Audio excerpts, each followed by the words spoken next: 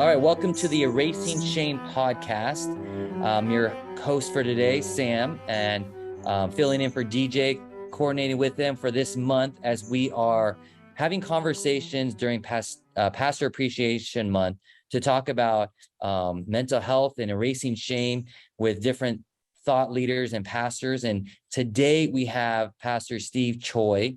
He's the founding pastor and lead pastor of Crossway Church, where they are currently meeting in Garden Grove. They've just celebrated their 15-year anniversary. Congratulations. That is awesome. Welcome to the podcast. Hey, thank you, Sam. Man, what a privilege to be here with you and whoever is able to, join us later on. But man, thank you so much for the kind words. Absolutely. So excited. I've known you for a long time. So amazing to see you last so long in ministry, especially during the pandemic, and have a lot of my friends actually go to your church and your campus. And so I love that how you've grown. And I know I remember podcasting you a long time ago. And so it's great to see you still leading and being healthy. And that's why we wanted to interview you today, just to see, how do you last so long in ministry and be so faithful, especially being a lead pastor in a time like this? So the first question I want to just ask you is, how has your church and ministry been coming out of the pandemic? Oh man, I think it's been a mix of joy and grief. I think a little bit. Those are the two words that comes to mind. Joy and it was awful to just be recording sermons and putting it up on YouTube, during those times. And, we did I remember we had a VBS that was a drive-through thing. And then one was on YouTube, and it was just kind of, discouraging. And then to just start seeing people is a joy. And then at the same time, not seeing everyone is kind of sad. It was kind of a grieving as well. And so with mixed emotions on two extreme sides, we're kind of coming out of that, I think, as everyone else is. And so we're navigating something new. It's forced us to do a quick learn on how to do things online better, and the reality of certain, online ministries and what that's like. And then yet still dealing with, some people who, with whatever they're going through. Some are more sensitive than others. Some have formed different habits. And so we're missing some people as well. And so, we're figuring it out as we go, but it's been a mix of both. And it's been kind of the two far extremes, I think I could say. Yeah, absolutely. And I'd love for you to talk a little bit more about that part of how people have responded, whether in your church or just what you've heard from other pastors and your friends. Like, what are the challenges that you're hearing, and maybe some of these new patterns that people have developed, especially in the Asian American church context? Well, I think one of the things that came to mind, and I was talking to some different people too, and was this idea of kind of like fatigue. People were, you heard that a lot about Zoom fatigue and things like that. And I think, even at our services that was online, you could kind of see it, you could see on YouTube, like how long someone's been on and when they started to watch, when they turned it off. And it's not that we follow all those things, but when I see it, we see the numbers tapering off and how many views and all of that. It was kind of novel in the beginning. But I think there's also a relational fatigue. A couple of years of being 6 feet apart, awkward handshakes, no hugs. And I feel it personally. I don't know if that other person is comfortable if I give them a normal handshake, or do I have to go with the fist bump, or if they want to meet up, do they want to meet in a restaurant, or do I have to be, and I want to try to be all things to all people, especially in these times. And so there's some of that relational fatigue, which leads to kind of a reluctance to, I think there's, in general, people are a little bit reluctant to, just engage new people, because you're not sure, you're not sure how they feel about COVID or whatnot. And so people, and then it's another thing I've seen is it's been a kind of an excuse for people to see whoever they really want to see, and kind of ignore the people they don't want to, and I've talked to so many people who, like someone didn't want to see their, in-laws, and they're using COVID as an excuse. But, I had one couple I was counseling, and and then the spouse was seeing their parents regularly, but they say, oh, we shouldn't see your parents because of COVID and things like that. And it's kind of funny, but it's sad. And so it's become kind of an excuse as well. So there's some of that. I think one of the other things is just this habit of loneliness that a lot of people have replaced face to face with just social media and things like that, right? And it's so, there's a subtle danger to that. First of all, it's not real, and secondly, it's only one way, right? You're just consuming. You become a consumer of society or social relationships, and then it's obviously it's not real, right? It's people's highlights. It's doctored up. It's edited, and so it's a relationship where I consume and I offer nothing. And we start thinking of ourselves as maybe I have nothing to offer, right?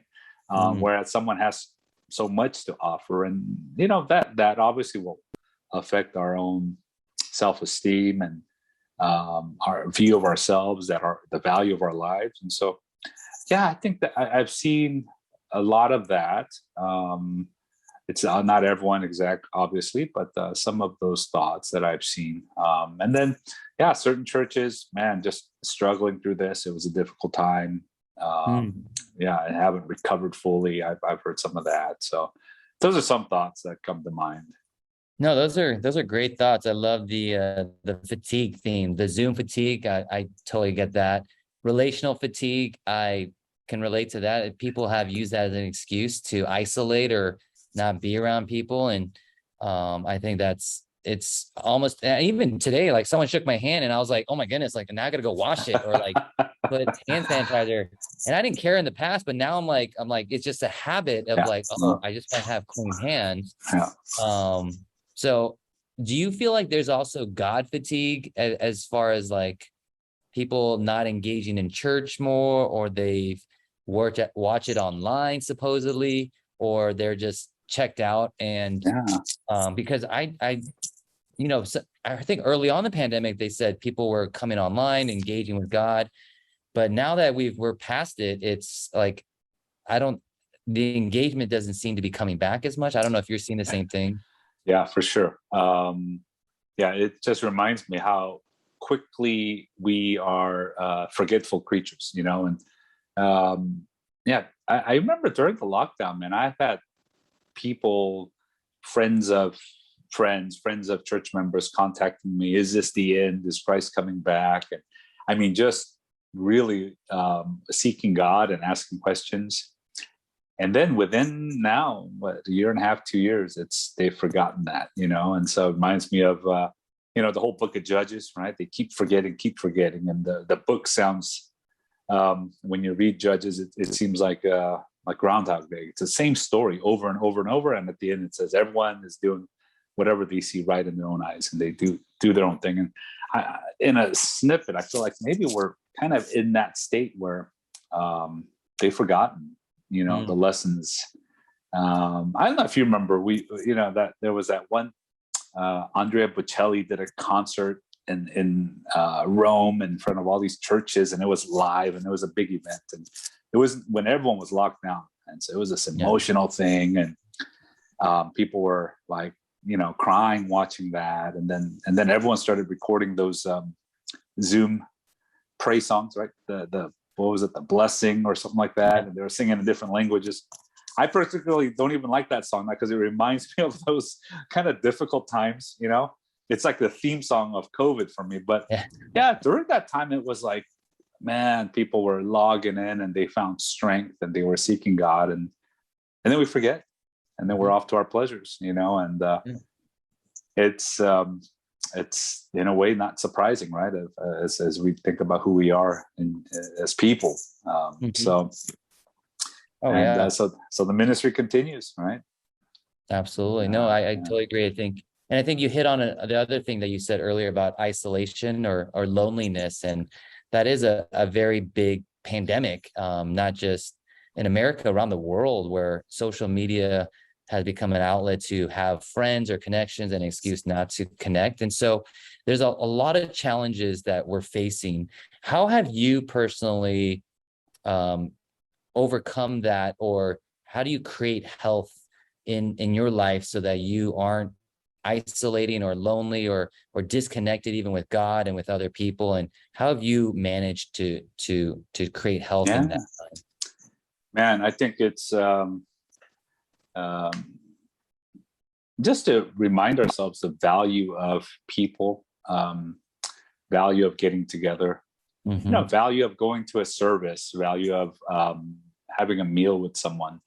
Um, just the difficulty and how eating alone, you just lose all enjoyment in the process, right? You can be at the best restaurant, and if you're eating alone, it's not enjoyable. And so the idea of we're made that way. Um, there was that one study done by Harvard, Waldinger, I think was the name, and it was like it's a study that lasted like 90 years or something. Yeah. And they asked these people what was their kind of the key to longevity in life and health, and it all came down to good relationships. It was good for the body, it was good for the brain. That was kind of their summary. I paraphrase that, but you know. And so, yeah, it's the idea of uh, the biblical idea of fellowship, not something about being there in the flesh, being there face to face. You think about Ecclesiastes 4, two are better than one. How can one help the other up when they fall? And I think about the picture like, you watch an NBA game, and when a guy falls on the ground, their teammates run up quickly. They grab their hands, they pull them back up. And then once in a while, you'll see someone fall and no one pick them up.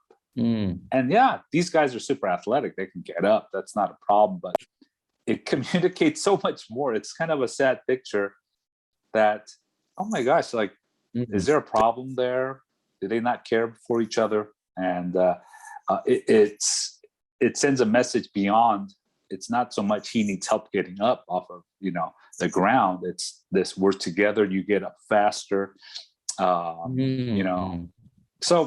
I think about some of those things, and I know it is, and I was sharing this with our church family too. I said, it is far better to eat a donut for your body at church together than to eat kale alone, and I say that, and eating a salad by yourself versus being with people, having a donut on Sunday is far better.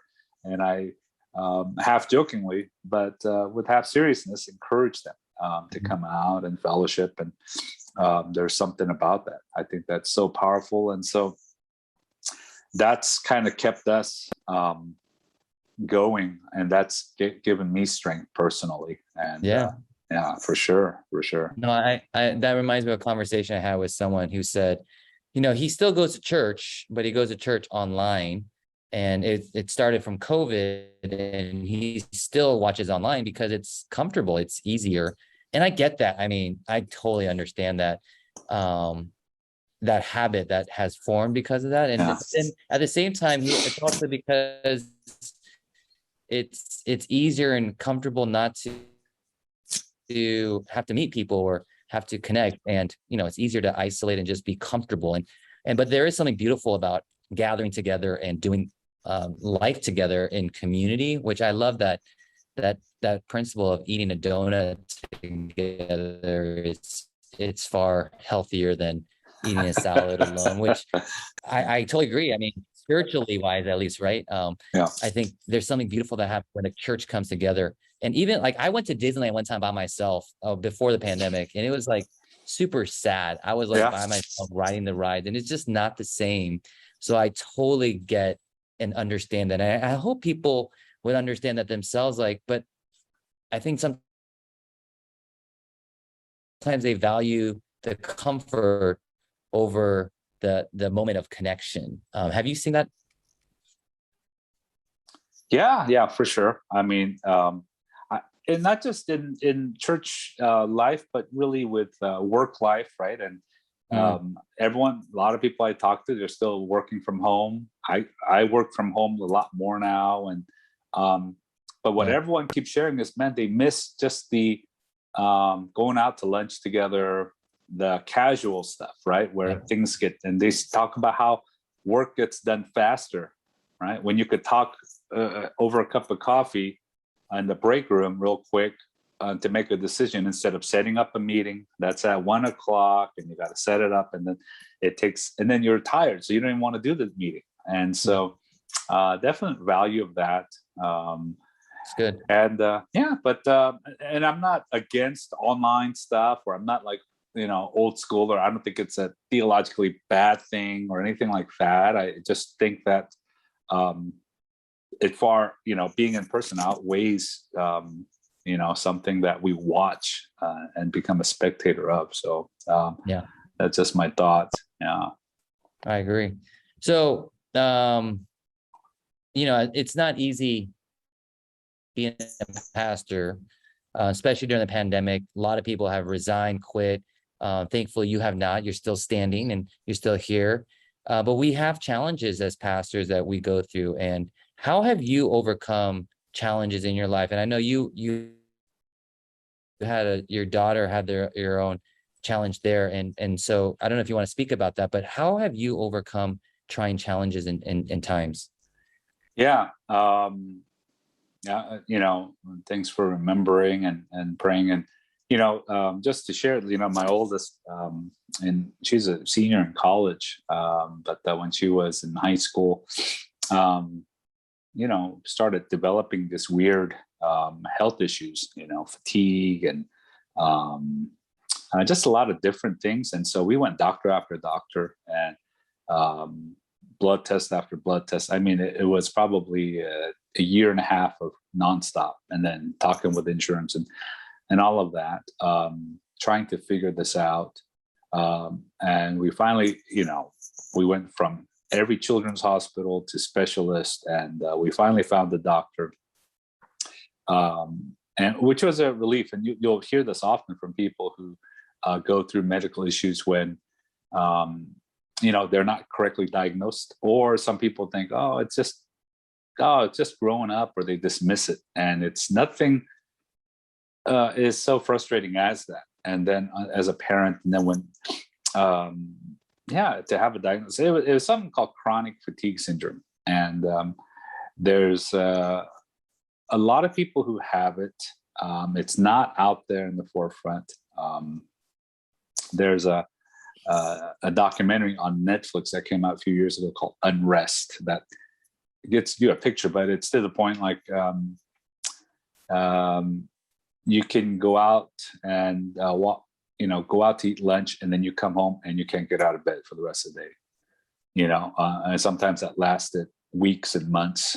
So long story short, I mean, obviously as a parent, Sam and myself, I mean, we're as happy as our kids are, right? And so it affected our high school, had to drop out, do independent studies, then, friends, she was enjoying playing volleyball, and we couldn't do that. Just a lot of things, and a lot of questioning of what is to come. And so it was a dark time. We went through a very difficult time. By God's grace, we found a doctor that's able to help her, and she's doing 100% now. And she's, but some of the things that help in hindsight, when I look back on it, not that I did it all perfectly during that time, is but when I kind of think about this, I think first of all is to know that life is hard.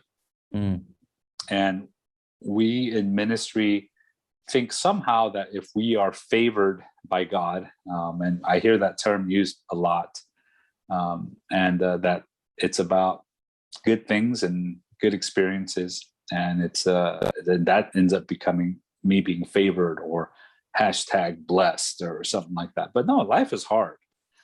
Life as a Christian is hard. Life in ministry is hard. Life is hard. And so it's not if, but when suffering comes our way, we understand that. Secondly, is I think it's so important to have a big perspective of God. The things about God, the sovereignty of God, the omnipotence of God. To have a grasp on that, to know your biblical doctrine well, so that when it happens, usually what happens is if we can magnify God in our lives, worship, our theology, and He is big in my life. When something comes up in my life, we see it through the lens or the view of faith, and we see it, that way. Versus if my understanding of God is so small, then all of a sudden my life gets magnified. So I am the center of the world, and we don't see how God still loves us. God still is caring. God is allowing this to happen. So that comes to mind. And just one other thought is, for us, that was a season, and it's that I've learned that it's okay to receive help.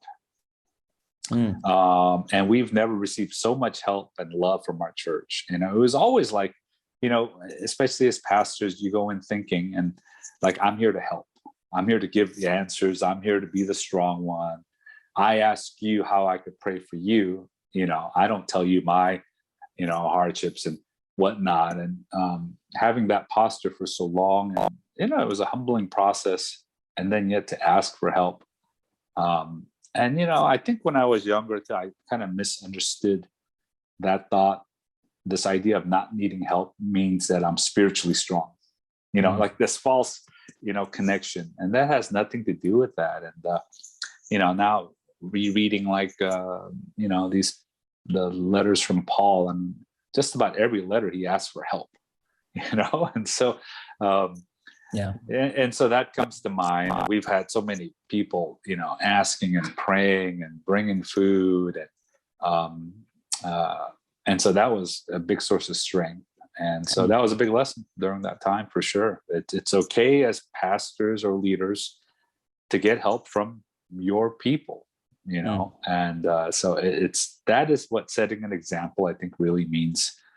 Not just showing them how long you pray or what your quiet times look like, but example is, this is what I do when I need help. And so that was a big blessing and source of strength for us. So that kind of comes to mind. And just one last thought, in hindsight, as we always think about God has a purpose, I've seen like my daughter just mature, and her strength and her ability to care for others and care for the things of God, serving, leading people at her school and at church. And these are all things I think that were tied into that. And I worried a little bit about our children.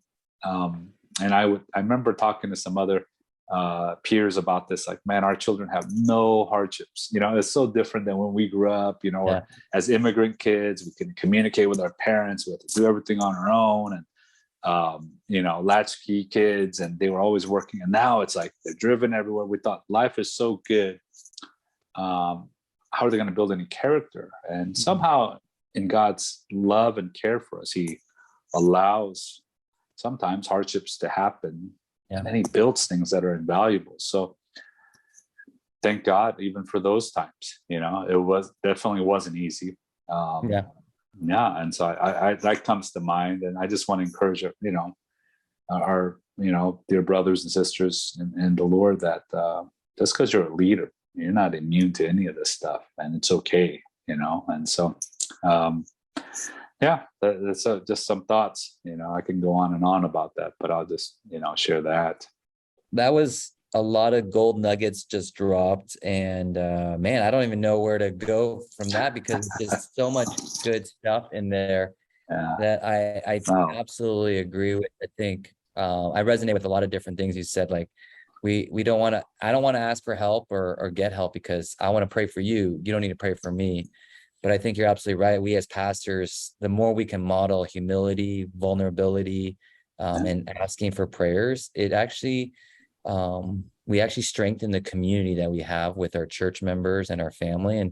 And I love the idea of asking for help and relying on a community of not just your pastor friends, but also your church members that want to love you and support you. And Yeah, I think that's very important. And I think you also said something about we have to think right about God and the way that God sees suffering or even life. And life is hard. And so we all know that, but we got to be prepared for that. So, and you're right, like God can use these hardships to really teach our kids something that when they never would have learned or have gone through, because we live in America. We live in a very, even no matter where your social status is, like we're very privileged. And so, and we're the richest people in this world, if you think about it, right? And we may Yeah. not feel it when you look down the street, or you drive by the house that's 3 times as bigger or whatever, but we're the richest people in this world. And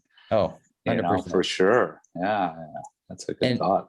I wanted to kind of hone in on something you said earlier, like your daughter's life had changed in senior year of high school, got this diagnosis, or this unknown diagnosis at first, and you guys had to spend a long time trying to figure out like what is going on. She had to drop out of high school. Your guys' lives just changed dramatically, and it would be like, that sounds like a college student. Like that's just what they do. Like they're always tired, right? Like having something that is like hard to know. It doesn't seem like doesn't sound like horrible, like you don't have like this severe mental illness, but it is still a very a very difficult thing that everyone went through. Like even for me, I had TMJ and I had fatigue, and there's days I just had headaches and I didn't know what was going on, and it was just super stressful for me. But from an outside perspective, it didn't seem like that bad because I looked fine, looked normal, but inside it was like painful. So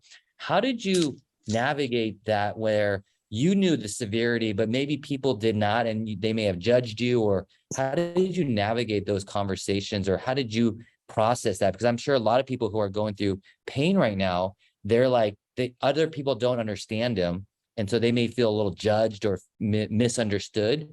How do you help? What did you learn from that could help other people? No, that's definitely so true. And I think the number one thing is just presence, and just asking and being present, I think is so underrated. We've heard it a lot, but we still don't practice it. I've heard seminars, I've heard church leaders, and then I catch myself just talking over people, telling my story versus listening. But the power of presence, power of listening, power of asking, like, so if someone goes through a hardship, it's okay to ask them about it. And to say, what is that? What is that like? Tell me what it's, what's it impacted you on? Sometimes, like, for example, when someone loses a loved one, we don't know what to say. So we just kind of avoid them. We give them space. We don't know. But I think it's very helpful to ask about, okay, oh man, you lost your spouse, or you lost your parent, and how are you doing? And sometimes we jump into the mode of, I want to help them by, okay, let's just cheer them up and let's help them forget. They're never going to forget, right? And so, but to go into their space, sit with them, and just say, what were they like? What was it, or what was the last days like? What are the memories you have? And just listen.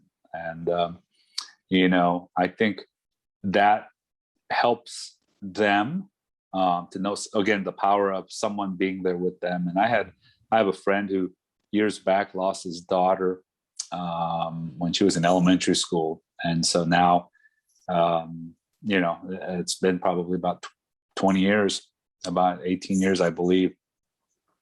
But I remember being at a coffee shop, and we sat there for hours, and it was just 2 of us. It was like a 2-level coffee shop, and we're up there and just asking questions, listening, and me still thinking, I still can't grasp that. And it was just so powerful. And so, it helps me in that sense. And so, before we come to a judgment on someone. And, and I going through this it has educated me and taught me a great deal as well. And then I find out like there's a lot of people in my life, a lot of people in my church that have something very similar, and I used to think of it as, and make jokes about it or dismiss it, and to sit there and go, wow, and this person's in their 40s and they've been dealing with something like this. And so presence, listening, asking, there's no dumb questions, right? In that. And so I think that is very powerful. That's good. Yeah. Yeah, my wife read a book and made me read it called Think Again by Adam Grant. Talks about the idea of being a curious scientist. So kind of what you're talking about, just being curious about the person and asking questions and not assuming you know or have it all figured out, because I have that problem. So I think we all do. All our pastor types, we do, Yeah. No, so I love that just hear their story, and it does open up another world that you may not know and understand. And so thank you for sharing that. As we wrap up, just a one last question is for maybe anyone listening here that are in ministry or maybe thinking about ministry or serving in ministry as a volunteer, what suggestion would you say for them so that they can last long, either serving as a volunteer or serving vocationally or professionally? What would you suggest and recommend? Oh man, so many things come to mind. I mean, if I think about especially a pastor, right? I think there was a stat I just read, and the New York Times, their number one podcast, right? That's ranked number one in all the podcasts. They just had an episode about how all these people are dropping out of ministry. And so I listened to some of that, and how the numbers of people in ministry, pastors thinking about quitting has went from like 20-something% to 42% or something like that, and so from a quarter to almost a half now after the pandemic. And so it is out there. I think a couple things come to mind. I've been doing this since like 1994, when I got my calling, as I was finishing college. And back then it was all just youthful zeal, right? And but looking back and just thinking about it, I think a couple things come to mind. First is the idea of calling versus career. That we're called to this. You're called to this group of people. You're called to lead a youth ministry. You're called to be a senior pastor. Or you're called to. Calling is something you do not because you're going to get rewarded. You think about it. Ministry in itself is a terrible career choice. And graduating with a Master of Divinity is going to get you nowhere other than just debt for having that. And I remember thinking that like, oh, I have a master's degree when I finished seminary, but I was like, it's, career-wise, it's really doesn't help. And people are like, what is a MDiv? And, people in the world were asking me, but it's a calling and not a career. Because if we think of it as a career, you think about recognition, you think about getting a bonus, a pay raise, or whatnot. You think about calling, and it is oftentimes, right, in ministry, this is how it goes. If something goes well, God gets the glory. And then if something goes wrong, it's like you get the blame, right? That's what happens oftentimes in ministry. And so if you don't have that perspective, it could be like really discouraging. And then secondly, with that idea of calling, if I go by my own feelings or popularity, that's why I think that the statistic of I don't know, I've heard different ones, or pastors last 1.5 to 2 years or something like that at their church, and they'll jump ship and move on. And I don't judge them all or anything like that, but in general, if it's hard, we say maybe this isn't it for me, or if I don't like it, or someone there doesn't like me. But if it's a calling, I stick it out and I continue through that. So that's one part. Another thought I had was this concept of rhythm. um, uh, having a routine or patterns versus just reacting. And I think about the first, I don't know, um, 15 years of ministry. It was all just, I was just reacting. I was just putting out fires, and um, I didn't think about longevity. I didn't think about um, even a year in advance. It was just, if someone needed something, I was going to be there. If we needed to plan an event, I was going to be a part of that. And so rhythm, a routine, like you see a long distance race, it's always the person that leads in the beginning, they're never going to win, right? And one person goes on a dead sprint, and it's almost like, the favorites, and they're just kind of riding behind them, and just, they have it all planned out. And so good. with rhythm, I think about time. I had Mondays off. I play golf, and I go play golf on Mondays, and it was like this. Oh, I get to go do this every. It was something that I was looking forward to, and that was intentionally planned. Good. Vacation times with family, to do it intentionally as well. And like sabbaticals, I just finished the sabbatical, a time to rest, but also a time to grow. And so again, it's okay. And I came back from the sabbatical. I'm 50 years old, and I was thinking, man, I might have 1 or 2 sabbaticals left, right? If I, God willing, I don't know what retirement is, but let's say if it's 65, then I might have 1 left, and then I retire, or I might have 2 left, and you go, wow, this is definitely the kind of the back nine, right? Of that, with the concept of rhythm. I'll just share 2 more things. I was thinking about rhythm, hobbies, recreation, and I remember like Pastor Rick Warren talking about this at some leadership talk a long time ago. But he was saying, if you sit behind a desk all day and you're in front of books all day, you should do something outdoors. Like you should do something with your hands, and that changes your rhythm and pace. And so you should go gardening, or go hiking, or play golf, or go swimming, or whatever it is. And I thought, that's, or if you work with your hands, then maybe you could, sit inside and, enjoy a movie or something more in that nature. So I thought that was very practically helpful.